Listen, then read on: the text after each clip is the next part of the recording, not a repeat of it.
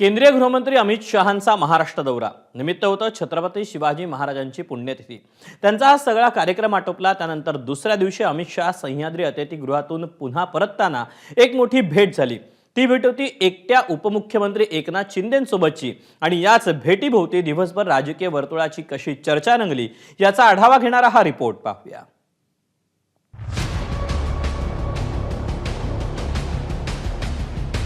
केंद्रीय गृहमंत्री अमित शहांच्या महाराष्ट्र दौऱ्यातील शेवटचा एक तास महाराष्ट्राच्या राजकीय वर्तुळात सर्वाधिक लक्षवेधी ठरला। याचं कारण म्हणजे अमित शहा भोपाळला रवाना होण्यापूर्वी उपमुख्यमंत्री एकनाथ शिंदेंनी घेतलेली भेट। मुख्यमंत्री नागपुरात असताना आणि अजितदादा बारामतीत असताना झालेल्या या भेटीनं सगळ्यांचंच लक्ष वेधून घेतलं। कालपासून एकमेकांसोबत असणाऱ्या अमित शहा आणि एकनाथ शिंदेंना असं शेवटच्या क्षणी एकमेकांची भेट घेण्याची गरज का पडावी असा सवाल विचारला जाऊ लागला, पण या सवालाचा जवाब मात्र कुणाकडेच नव्हता। एकनाथ शिंदे साहेबांनी अमित शहा साहेबांची भेट घेतलेली आहे। मी संध्याकाळी एकनाथ शिंदे साहेबांना भेटणार आहे। ते एक तास का भेटले त्याच्यातले काही केसेस जर त्यांनी मला सांगितले तर उद्या पत्रकार परिषद घेऊन मी नक्की सांगेन। मला असं वाटतं की त्यांची दोघांची अतिशय महत्त्वाची महाराष्ट्राच्या जडणघडणीसाठी भेट होती, त्याच्यामुळे त्याचा अर्थ कुणी वेगवेगळे लावू नये। काल रायगडावर एकनाथ शिंदेंचं भाषण नियोजित नव्हतं, मात्र आयत्या वेळी त्यांना संधी मिळाली। आज झालेली ही भेटही नियोजित नव्हती, मात्र आयत्या वेळी त्यांना ही भेट मिळाली। त्यामुळे अनियोजित गोष्टी नियोजित पद्धतीनं घडत असल्याची चर्चाही सुरू झाली आहे। तुमचं वर्तुळ कसं तयार होतं याची आम्हाला कल्पना नाही आहे, आणि जर सकाळची वेळ त्या ठिकाणी शिंदे साहेबांना दिली असेल तर शिंदे साहेबही जाणार, पण तुम्ही बरोबर ते वर्तुळ पूर्ण करता। त्या ठिकाणी आमच्यात असं काही समजून ठरवून उरवून काही नव्हतं, नियोजित कार्यक्रमानुसार ते ठरले। आमच्यात काय वाद झालेत, काय फाटेल तुटेल असं अजिबात नाही। नेता आल्यावर काही त्यांना सांगायचं असेल तर सांगितलंही असू शकतं। ठाकरेंनी मात्र या भेटीकडे फारसं गांभीर्यानं न पाहता नेहमीप्रमाणे ही घटना हलक्यात घेतल्याचं दिसलं। काल पौर्णिमा होती, काल काही लोक गावी पण जाऊन आले असतील आणि मग जे त्यांना भेटले त्यांनी थोडी काळजी घ्यावी, बस आमच्या अनुभवावरून सांगतो, बाकी काही नाही। एक महत्त्वाची गोष्ट हीच आहे की काल घरी कोणाच्या जेवायला गेले होते हे खूप मोठे संकेत आहेत। हे यशस्वी गटांनी किंवा जे तिथे आता हळूहळू पैशासाठी वगैरे जातात त्यांनी लक्षात घ्यावं की पुढच्या काही दिवसात काय होणार। त्यानंतर खुद्द एकनाथ शिंदेंनी या भेटीबाबत खुलासा करत भेटीमागच्या सदिच्छा माध्यमांसमोर मांडल्या। अमित शहा साहेब हे आमच्या NDAचे आणि महायुतीचे नेते आहेत, त्यांची सदिच्छा भेट घेणं याच्यामध्ये काय राजकारण, काय याच्यामध्ये कुठलाही राजकीय विषयच असला पाहिजे असं काही नाही आहे। त्यामुळे सदिच्छा भेट आहे। महाराष्ट्र दौऱ्यावर आलेल्या अमित शहांची शुक्रवारी रात्री देखील एकनाथ शिंदेंनी अशीच एक सदिच्छा भेट घेतल्याची चर्चा रंगली होती।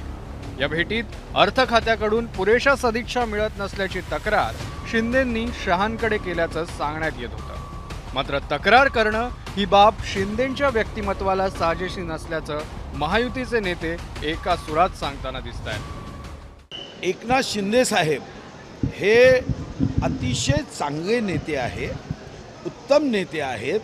तक्रार करण्यासाठी अशा पद्धतीचा वापर करणार नाही। आणि एकनाथ शिंदे साहेब एक आक्रमक नेते आहे। जर त्यांच्या मनात ज्या दिवशी काही बोलायचं असेल तर ते असं अमित भाईंना सांगून बोलतील नाही, त्यांना बोलायचं असेल तर ते डायरेक्ट कॅबिनेटमध्ये अजितदादा बोलतील। कोणाकडेही तक्रार करणं एवढं आमचं नेतृत्व मुख्य नेते एकनाथ शिंदे साहेब दुबळे नाही। सगळ्या सूत्रांकडच्या बातम्या आहेत, स्वतः अजितदादांनी याच्यावर स्टेटमेंट दिलेली आहे की असं होणार नाही। त्याच्यामुळे एकनाथ शिंदे साहेबांचा स्वभाव तक्रार करण्याचा नाही आहे। एसटी कर्मचाऱ्यांच्या पगाराच्या मुद्द्यावरून अर्थ खात्याच्या कारभाराविषयी परिवहन मंत्री प्रताप सरनाईकांनी जाहीरपणे टीका केली होती, मात्र त्यांच्याच पक्षाच्या दुसऱ्या मंत्र्यांनी मात्र अगदी उलटा अनुभव सांगत अजितदादांवर स्तुतीसुमनं उधळली। जलसंधारण योजनेमध्ये भरपूर तरतूद राज्याचे मुख्यमंत्री सन्माननीय देवेंद्रजी फडणवीस साहेब आणि दोन्ही उपमुख्यमंत्री सन्माननीय एकनाथरावजी शिंदे साहेब आणि अजितदादा पवार साहेब यांनी या अर्थसंकल्पामध्ये केलेली आहे। आणि जलयुक्त शिवार टप्पा 2 याची कामं मोठ्या प्रमाणात आहे। गाळमुक्त धरण, गाळयुक्त शिवार याचीही कामं मोठ्या प्रमाणात आहे। येणाऱ्या काळामध्ये सुद्धा नाला सरळीकरण असेल, वेगवेगळ्या NGOंना आणि वेगवेगळ्या संस्थेला सोबत घेऊन या सर्व गोष्टींना आम्ही जलसंधारणाची कामं या ठिकाणी मोठ्या प्रमाणात राज्यामध्ये करतो आहे. या सगळ्या कथित आणि अकथित चर्चा, केलेल्या आणि न केलेल्या तक्रारी आणि सदिच्छा भेटीगाठी पार पडल्यानंतर दोन्ही उपमुख्यमंत्र्यांनी माध्यमांसमोर पुन्हा एकदा हम साथ साथ हैचा नारा दिलाय. अर्थ खात्याच्या फायली क्लिअर होत नाहीत असं आज तक्रार जी आहे ती उपमुख्यमंत्री एकनाथ शिंदे साहेबांनी अमित शहांच्याकडे केली असं माहिती समोर येते. मला अमित शहा साहेब असं काही बोललेले नाहीत. हे सूत्रांच्या माहितीनुसार सांगणं बंद करा. आणि एकनाथराव शिंदे साहेबांना काही सांगायचं असेल तर आमचे संबंध चांगले आहेत, त्याच्यामुळं ते तिकडं तक्रार करतील असं मला अजिबात वाटत नाही. जर काही असेल तर ते डायरेक्ट माझ्याशी बोलतील, सीएमशी बोलतील. आता कालच मी बातम्यांमध्ये ऐकलं की मी असं म्हणालो, मग अमित भाई असं म्हणाले. हे तुम्हीच सगळं चालवताय. धुसफूस नाही, खुशखुश आहे, काही धुसफूस नाही. दादा पण म्हणाले आणि आम्ही काम करणारे लोक आहोत. काम करणारे लोक तक्रारीचं रडगाणं गात नाहीत. आम्ही रडणारे नाही, लढणारे आहोत. त्यामुळे असेल काही ते बसून ते चर्चेतून सगळं सुटणार.